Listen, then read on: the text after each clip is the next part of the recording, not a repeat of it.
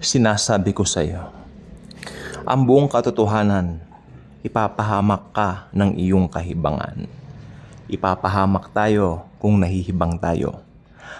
Ano bang ibig sabihin ng kahibangan? Ito yung wala kang ibang iniisip, bagkus nakapokus ka lang dun sa gusto mo.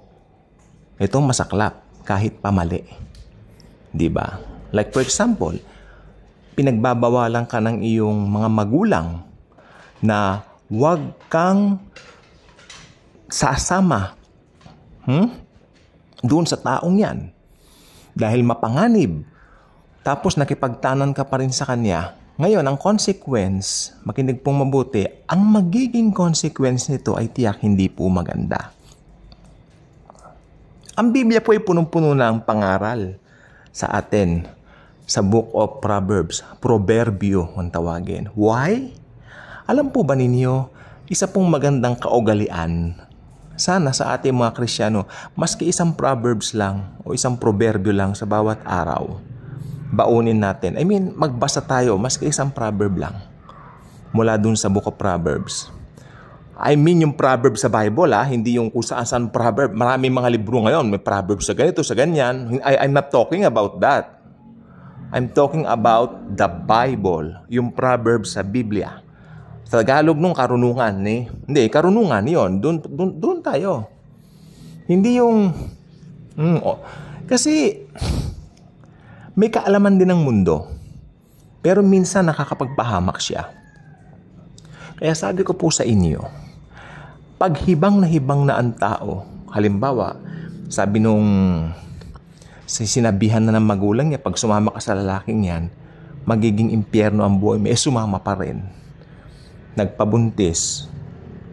Tapos, I know kung ano yung sinasabi ko. Pinsan ko po ito. At the age of 17 na buntis. So, nanganak. 17 din siya nanganak, no? So, ngayon, hindi siya nakatapos. Pero, nagtrabaho sa maagang age, no? Ayan po ang sinasabi ko. Dahil hindi po nakinig. Kaya sa Bible po, meron pong paalala ang Biblia sa atin. Nasabi niya, ituon mo ang iyong mga mata sa pangaral. Okay. Mahalaga pong nakikinig tayo sa pangaral. Okay. Pero, kasi sa under the New Covenant kasi, may nakalagay po sa Bible na, while maganda po nakikinig sa pangaral, pero may nakalagay po kasi sa Bible na ibibigay ko sa inyo ang banal na Espiritu. At hindi na ninyo kailangan ng sino man magsasabi sa inyo.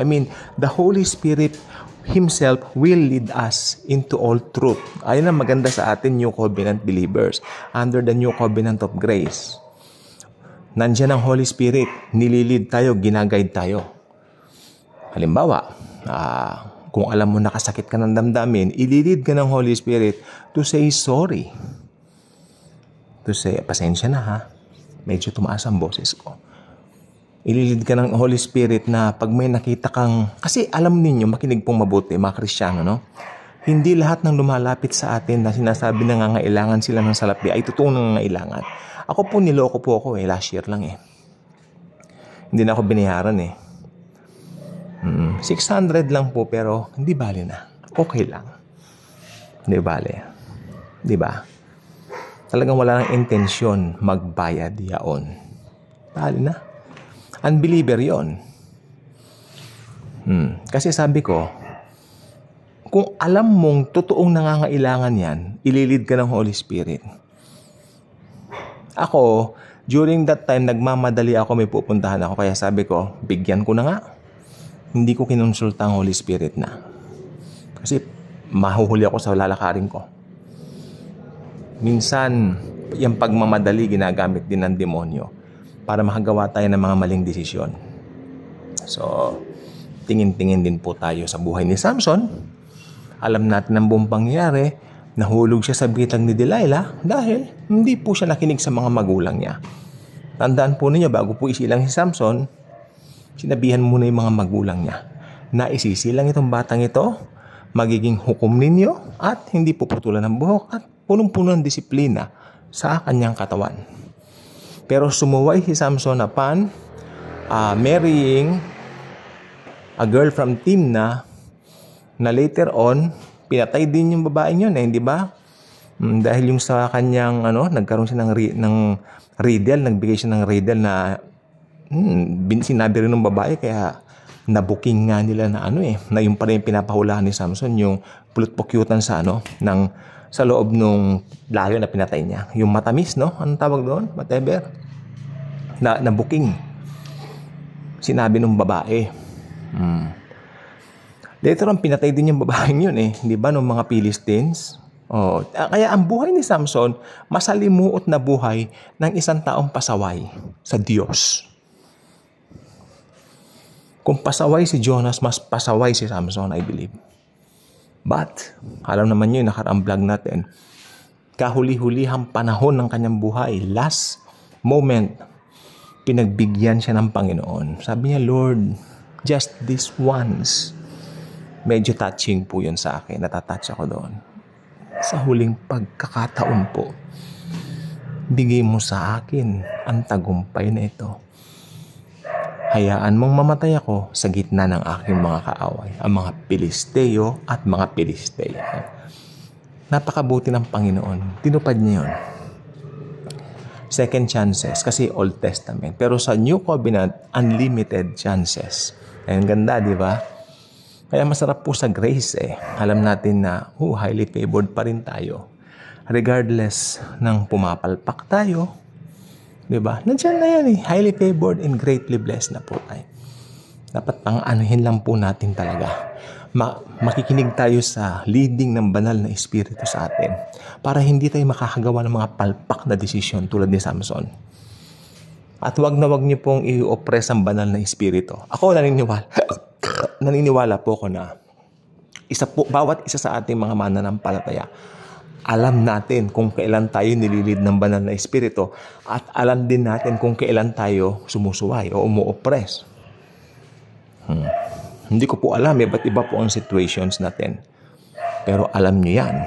Kaya please lang po, pag nililid kayo ng banal na espiritu na gawin ng isang bagay, gawin nyo po kasi yun po ay para sa ikabubuti po ninyo. Sa pang-araw-araw, halimbawa, alam mong konti na lang yung pera mo, tapos bumili ka pa rin sa Shopee nung gusto mong product. Paano yan? Hindi mahihirapan ka nga talaga.